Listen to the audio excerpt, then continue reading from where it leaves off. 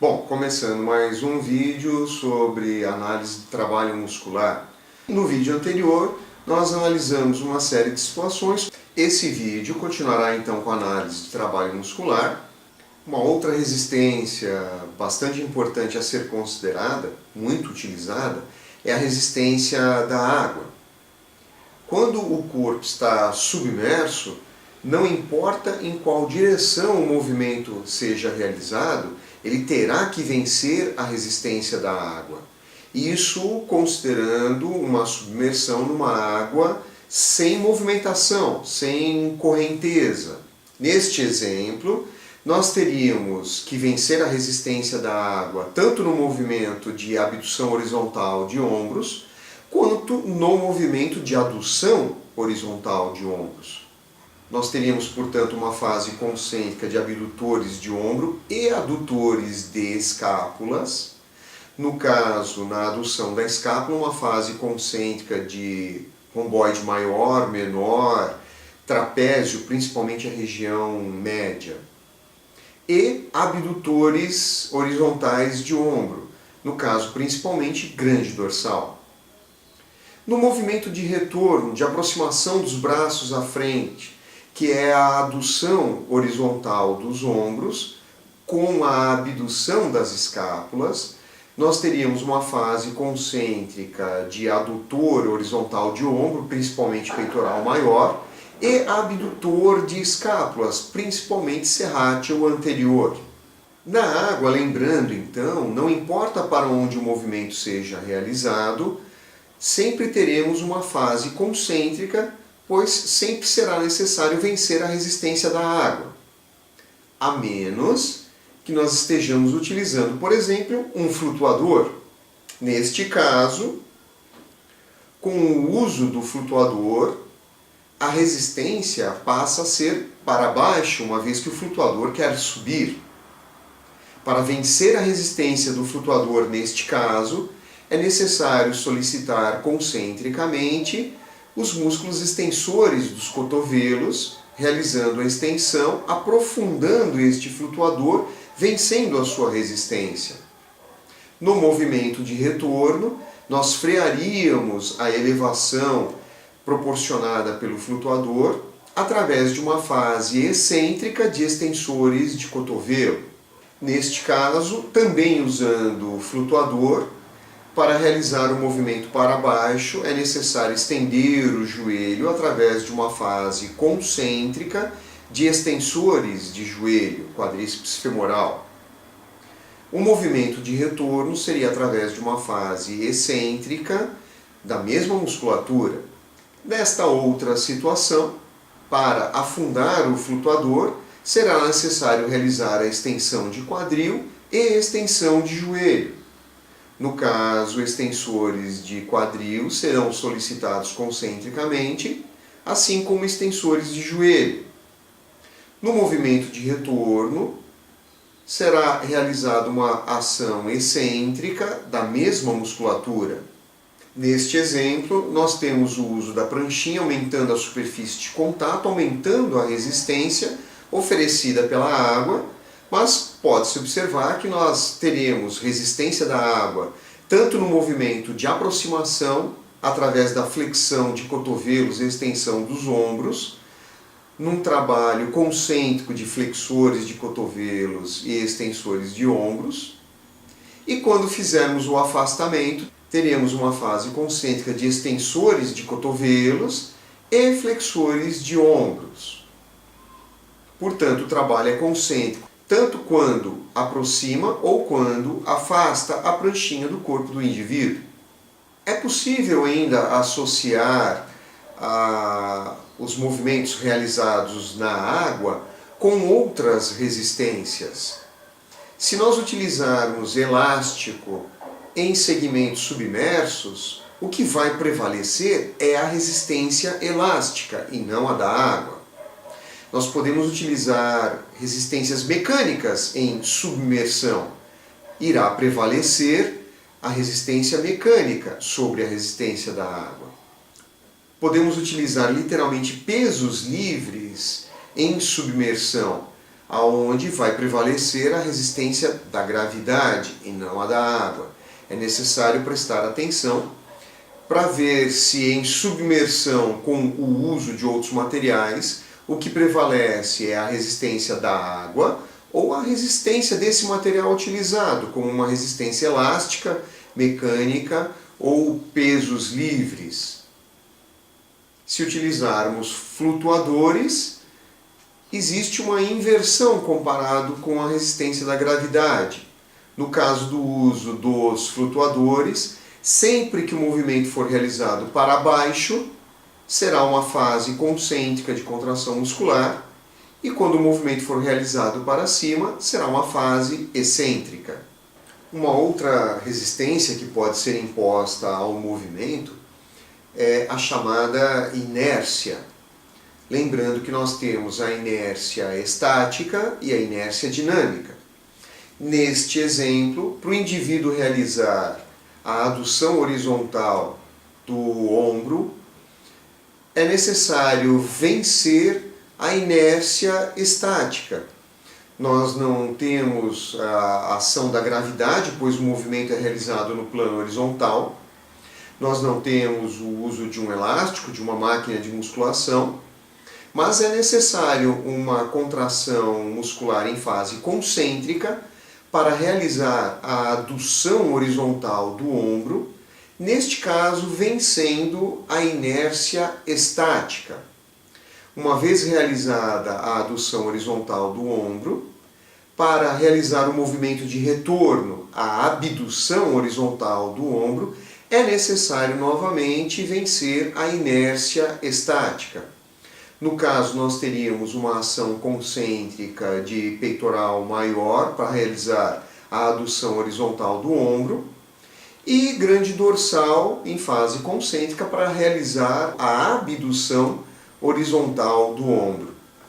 Portanto, a partir da posição de abdução de ombro em 90 graus, a realização da adução horizontal seria por fase concêntrica de peitoral maior e a abdução horizontal por fase concêntrica de grande dorsal. Lembrando que a inércia estática é a tendência do corpo permanecer no seu estado de repouso. Para tirá-lo da sua posição é necessário empregar uma força. Força essa realizada pelos grupos musculares.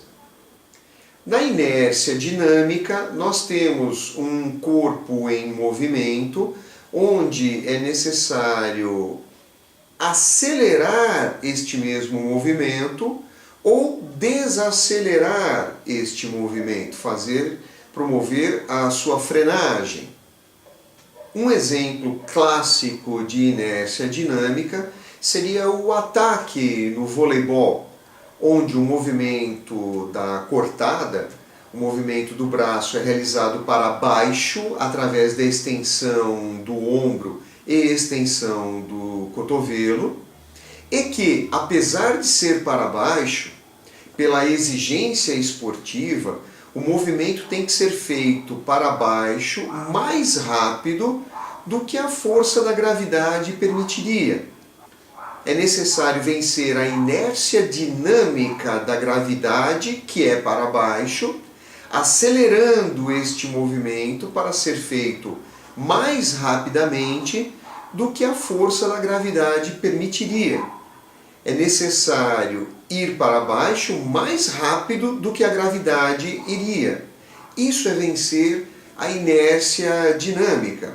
No caso da cortada do voleibol, apesar do movimento ser para baixo, é uma fase concêntrica de extensor de ombro, grande dorsal no caso, e extensor de cotovelo, tríceps braquial. Neste exemplo da cortada, foi desconsiderado os movimentos de membros inferiores para impulsionar o corpo para cima, que seriam todos realizados numa fase concêntrica, ou no amortecimento, durante a queda do indivíduo, que seriam movimentos de membros inferiores através de um trabalho excêntrico da musculatura. O foco foi na realização do movimento do ataque propriamente dito, que é realizado para baixo e ainda assim em fase concêntrica. No movimento do chute no futebol, a partir desta posição, o início do movimento será realizado através da flexão de quadril e extensão de joelho, ambos realizados para baixo, até golpear a bola, onde a partir daí serão realizados os movimentos num sentido ascendente. Neste início de movimentação, até golpear a bola, nós teríamos a realização de qual trabalho muscular?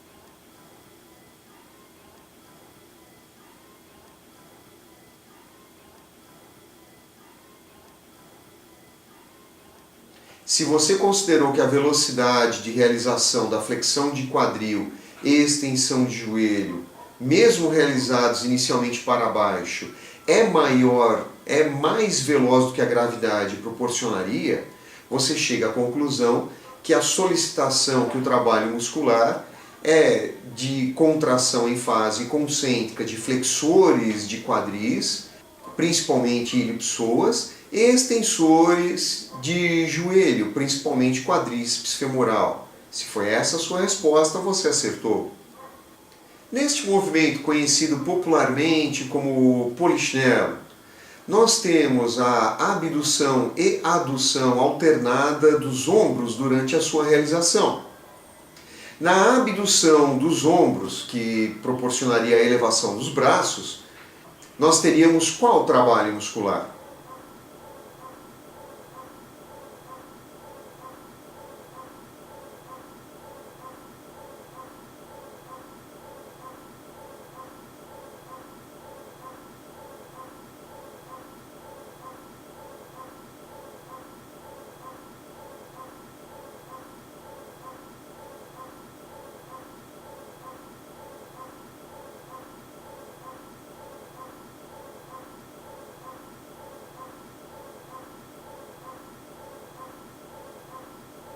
E no movimento de retorno, no abaixamento dos braços, qual seria o trabalho muscular?